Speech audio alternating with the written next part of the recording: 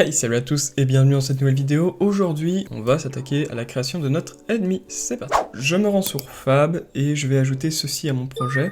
C'est vraiment sympa. Il y a plein de petits ennemis avec leurs animations, donc on va pouvoir vraiment directement rentrer dans le vif du sujet. J'ajoute au projet et c'est parti. Voilà, mon projet a été intégré. Vous voyez qu'il est ici. Une fois que la vidéo sera terminée, je vais migrer ça dans le marketplace, comme ça tout sera de nouveau bien rangé. N'oubliez pas qu'une fois que ce sera fait, vous pourrez faire un content, update redirector reference, vous pouvez faire un keep redirector, recommencer, et si jamais ça le refait, vous pouvez ensuite delete. Par contre on va commencer, on va créer notre ennemi. Tout d'abord je vais juste un peu prendre connaissance de la map des ennemis. Voilà, ici nous avons tout, je pense que je vais prendre le blob. Comme ça, si ça s'appelle un petit peu un blob. Ouais, un slime. Je pense que je vais prendre le slime, ce sera le plus facile à coder, je pense. On va rester quand même relativement simple, surtout que c'est juste dans le but d'apprendre. On va pouvoir créer notre ennemi, BP, blueprint class, caractère, BP underscore AI ou AI underscore slime. On va dans le mesh mettre notre slime. On va prendre le plus beau, hein, celui avec le tout smooth comme ça. On effectue une rotation de -90 pour le mettre directement face à notre flèche. On peut le mettre à ras le sol de notre box collision, même peut-être ici -85, -87 pour être précis. On peut légèrement agrandir la taille de notre radius. Voilà, là ça me semble bien. On va lui ajouter un pawn sensing. Qu'est-ce que c'est que ça? C'est, de manière concrète et de nouveau un petit peu vulgarisée, ses yeux et ses oreilles. Nous on va se baser que sur les yeux, on va pas commencer à coder s'il entend des bruits de pas, alors il se retourne. Juste les yeux, ce sera déjà bien. Nous avons ici la vision périphérique. On va pouvoir lui mettre une vision à environ 50. Voilà, il va être un petit peu, peut-être même un petit peu borgne, mais ce n'est pas grave. On vient faire le pawn sensing et on met add on cpawn, donc quand il voit notre acteur. Quel acteur? Cast to BP player character. Si c'est le cas, on va lui dire print string, autrement dit un petit hello. Ça veut dire qu'il nous a vu. On va le drag and drop ici. Voilà notre acteur. On va apparaître plus ou moins ici. Pour éviter d'apparaître à chaque fois au player start, on peut aller ici et faire current camera location, donc on va apparaître vraiment là où on se situe. Si on passe devant, il me fait hello, voilà, il me le dit plusieurs fois, il est bien poli, et là je me mets derrière, il ne nous voit plus. On va dire que pour le tuer, on doit lui sauter dessus, ça veut dire qu'on va prendre une box collision ici, et on va lui attribuer une box comme ceci. Là, la box collision va déterminer si vous voulez être punitif ou non. Ce qui veut dire que si vous faites une petite box collision, le joueur aura plus de mal. Là, ça me semble pas mal. On va lui ajouter de nouveau un événement. Cet événement, c'est notre player. Si jamais il tombe dessus, alors il le kill. Donc, kill AI. Et il le détruit. On verra après s'il y a moyen de rendre tout ça plus smooth avec des animations ou autre. Voilà, on n'a pas vraiment sauté dessus, donc on va ajouter un saut un peu plus haut à notre personnage. Pour ce faire, on doit se rendre dans notre player character movement, et on peut taper le jump. Le jump, on voit ici jump Z velocity, on peut le passer à 900. Ça va être peut-être un petit peu trop, mais ce sera, voilà, ouais, c'est même beaucoup trop, on va peut-être le passer donc à 650. Vous voyez ici, vous avez plein d'autres options, l'air control, la friction, etc., etc. Ça, c'est à vous de décider si vous voulez changer ou non. Moi, je crois que je vais laisser comme ça. Je vais pas m'ennuyer avec ça pour l'instant. Et on doit maintenant sauter. Vous voyez que si on le touche, voilà, si on est trop... si la box est trop permissive, ça va pas le faire. Donc pour ce faire, on peut aller dans la perspective, aller en top, et remodifier un petit peu la taille de la box. Voilà, comme ça, et comme ceci. Là, on va être un peu plus punitif, mais c'est pas plus mal. Et pour la taille, on peut la mettre comme ceci. Voilà. Là, on doit vraiment lui sauter dessus. Normalement, si, on peut toujours. Alors, on va me mettre un peu moins précis que la moyenne. On va passer à 20, 35, non, même 20 et 20. Et là, on va laisser ça à 15, comme ceci. Là, normalement, si je le colle, je ne le tue pas. Et si je lui saute dessus, je le tue. Ce qu'on peut faire, on peut, si on veut ajouter une petite impulsion, on va pouvoir faire un get mesh. On va reprendre le mesh, c'est-à-dire notre modèle 3D, et pour le propulser, il y a une fonction toute prête qui s'appelle le launch. Alors, si on le tire et qu'on tape launch on character, alors même pas besoin de tirer notre mesh, c'est parfait. On le connecte et on vient mettre une vélocité à 500. Si je lui saute dessus, on a reçu une petite impulsion qui nous a un peu renvoyé en l'air. 850 peut-être. On a tué notre ennemi, il est capable de nous voir, maintenant on va lui dire qu'il peut nous suivre. Pour qu'il puisse nous suivre, il faut qu'on ajoute un chemin, un pathfinding. Il faut dire à l'IA qu'elle puisse se déplacer dans un certain périmètre. C'est simple, on doit aller là, et on doit taper le nav mesh bound volume. Et là, si vous appuyez sur P, vous allez voir une zone verte apparaître. Cette zone verte est la zone dans laquelle l'IA va pouvoir se déplacer. Ça veut dire que si on met le scale à 150, 150 et 25, vous allez pouvoir voir qu'elle va pouvoir se déplacer partout sur la map. Enfin, quasiment partout. Maintenant, elle sait qu'elle peut se déplacer, mais on ne lui a pas ajouté de comportement pour se déplacer. Ce qui veut dire que dans le Halo, on va mettre toute la logique pour qu'elle puisse nous suivre. Ça c'est pour le kill, pour le tuer, enfin pour tuer la créature. Et on va faire un AI move to. Le pawn c'est lui-même, donc self, et la destination, c'est la position du joueur. Get world location. Pourquoi est-ce qu'on n'a pas mis un actor location comme pour les autres fois? Parce que le acteur en question, c'est le slime, pas le joueur. Et donc là, on demande de reprendre la position dans le monde du mesh de notre joueur, comme ceci. L'acteur cible, c'est lui également, et on regarde ce que ça veut faire. Maintenant qu'il nous voit, il nous fonce dessus à une vitesse surpuissante, le bougre. Donc pour le slime, on va limiter sa vitesse dans le character movement, walk speed, on la passe à même 450, ce sera sûrement encore un peu beaucoup, mais il faut du défi, voilà. Maintenant qu'on a fait ça, on va même pouvoir quand même un peu augmenter la taille de notre capsule. Oui, 70 me semble bien, 70 et 70, et on peut component, si notre personnage est dedans, donc de nouveau, other actor, notre personnage. Alors, on va faire un give damage, comme ceci. On teste, ouais, la vitesse me semble un peu meilleure, et on n'a pas de give damage. Alors, ah bah oui, c'est la capsule du joueur, et en fait il nous faut une box collision aussi. Donc on va prendre une sphère, et cette sphère va être notre hit attack box.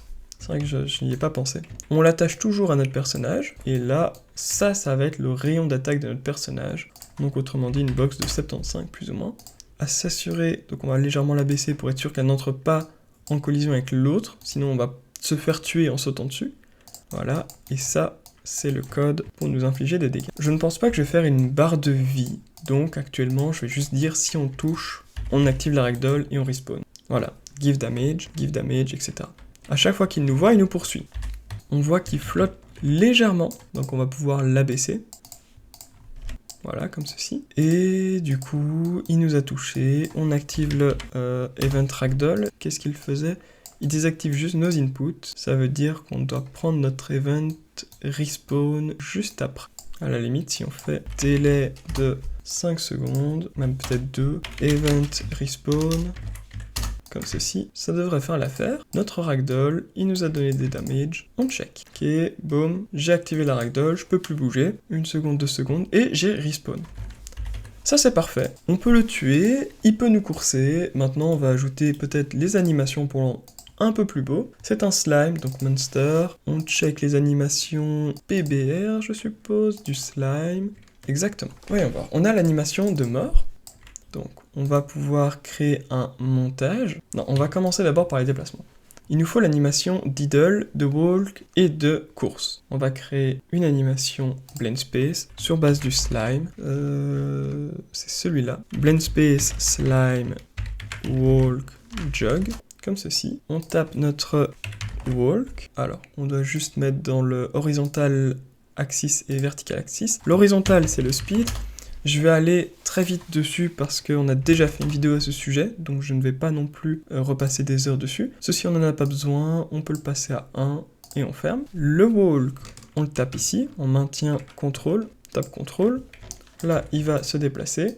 Et si maintenant je mets Run, on va pouvoir le mettre ici. On regarde, voilà. On peut maintenant créer notre Animation Blend Space. Slime de nouveau. Slime Skeleton, c'est de nouveau le deuxième. Create. Animation Blueprint, donc ABP Slime. on l'ouvre, et là, on va littéralement pouvoir faire un copier-coller de notre autre, comme ça on va gagner un peu de temps. On peut venir ici, CTRL A, CTRL C, dans le slime event graph, on supprime CTRL V. On va devoir modifier quelques trucs fatalement. Ici, on va faire un cast to slime AI, voilà, comme ceci. Les variables qui ne sont pas créées, mais qui sont quand même là, elles sont grisées. Donc on va pouvoir faire un clic droit, create variable, voilà, et on fait ça partout. Vous pouvez, si vous voulez, juste appuyer sur la petite loupe et créer à chaque fois que ça le dit. Là, on compile, il y a encore la vélocité ici, et c'est parfait. Il manque juste le résultat des animations. Logique. De nouveau, on va reprendre notre machine, étant donné qu'on a une machine qui fonctionne bien. Hop. Je vais pas montrer de saut dans cette vidéo, elle sera juste capable de se déplacer. On peut fermer notre player, on a notre locomotion. Comme je l'ai dit, pas de saut, donc on supprime ça. Ce qui veut dire qu'on peut également supprimer... Non, on a besoin du isFalling à tout moment pour jouer une animation au cas où. Ce qui veut dire que voilà, là on a notre idle, donc on peut la remplacer. Taper idle, et on voit qu'il y en a plusieurs. On a l'idle battle et l'idle normal. On va mettre le normal, et si on veut, on pourra essayer plus tard dans une vidéo, et si les demandes sont suffisantes, de jouer des animations différentes en fonction du temps d'attente de l'ennemi. Voilà, là c'est le classico, et là c'est le vénère. Ici, on va juste s'assurer que l'animation ne bloque pas. Si c'est le cas, on sélectionne l'animation, on tape loop, comme ça on va pouvoir la jouer en boucle. Si on recompile, elle se joue en boucle. Parfait. Là, les conditions sont déjà posées. Walk et run, on a juste qu'à modifier notre blend space, ou alors vous pouvez le prendre. Alors, le slime, il est là. On fait la loop pour à chaque fois le retrouver. On peut le prendre, le drag and le drop. Ce sera toujours plus rapide. Le speed va comme ça. Et nous voilà. Maintenant, on a codé la logique de locomotion de notre slime. On prend notre ABP slime et on peut le placer. Dans notre viewport, on sélectionne notre mesh. ABP slime, il est là. On compile, on sauvegarde et on regarde ce que ça vaut. Là, nous avons notre personnage qui est inactif, hein, il est en stat d'idle, il se déplace, et il y a un petit truc qui fonctionne pas, c'est qu'il ne bouge pas. Pourquoi ça? Donc tout a été bien codé, on va juste supprimer une petite partie, c'est le isMoving, on va juste supprimer cette condition-ci, et relier ça comme ça. Ça, je pense que c'était à 0,3, donc on peut le passer à 0, et on va juste demander s'il bouge comme ça. Ça fera largement l'affaire. Check. Notre personnage est en state où il attend, et là, il nous fonce dessus, en sautant. Et si on lui saute dessus, on le tue. On va vite jouer l'animation pour mourir. L'animation pour mourir, ça va être un anime montage, ça veut dire qu'on va avoir besoin d'un slot défaut, ici, dans notre anime graph, pour lui permettre de jouer des animations spécifiques sur un slot spécifique. Vu que c'est le slot par défaut, les animations montage, si on les modifie pas, sont sur ce slot par défaut. Ça veut dire qu'en faisant ceci, on va pouvoir... Alors c'est une animation montage, donc AM underscore. Vous supprimez le montage et l'anime. Comme ça, celle-là est bien renommée. Ça veut dire qu'au moment de sa mort, ici, avant de mourir, il va faire une play anime montage. Play montage plutôt, tout simplement. On vient appuyer sur la flèche pour sélectionner notre animation. Le skeletal mesh, c'est lequel? Bah c'est notre personnage rouge. Donc le mesh qui est là. On le drag, on le drop, on le relie. Et tout est good. Si vous voulez être vraiment précis, vous pouvez dire qu'au moment où notre personnage touche, on peut cocher la case « il est mort », comme ça si jamais on le touche, si notre personnage touche l'autre hitbox, on peut envoyer une vérification juste avant de se faire tuer. On va pas faire ça parce que je pense pas que ce soit vraiment utile. On va juste vérifier que tout fonctionne bien. On va faire les différents tests possibles. Donc là, il se supprime trop tôt. On a mis notre animation, on doit relier ça au uncompleted et on va juste faire une simple vérification. Is dead. On va demander si notre ennemi est mort, et notre ennemi est mort juste après le kill AI.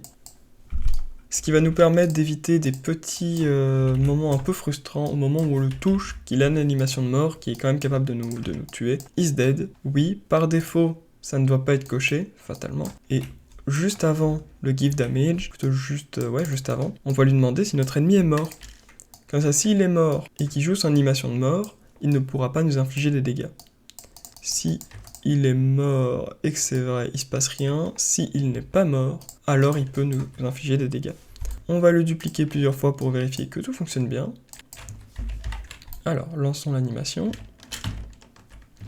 Voilà. Là, il vient de mourir. Là, il me poursuit. si je lui saute dessus... Ah, il y a quelques petits trucs. Il continue de nous poursuivre même s'il est mort. Donc on peut également faire une simple vérification ici.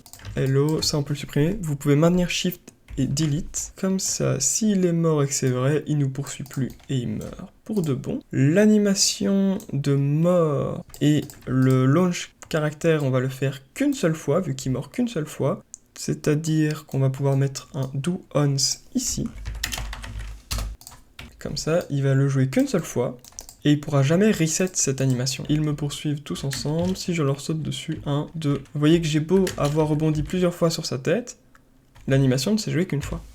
Et bien voilà, ça c'est vraiment un ennemi de base qui peut nous tuer et qu'on peut tuer. Je n'ai pas ajouté de son, je n'ai pas fait un meilleur shader, tout ça on pourra le faire en bonus si vous en avez envie.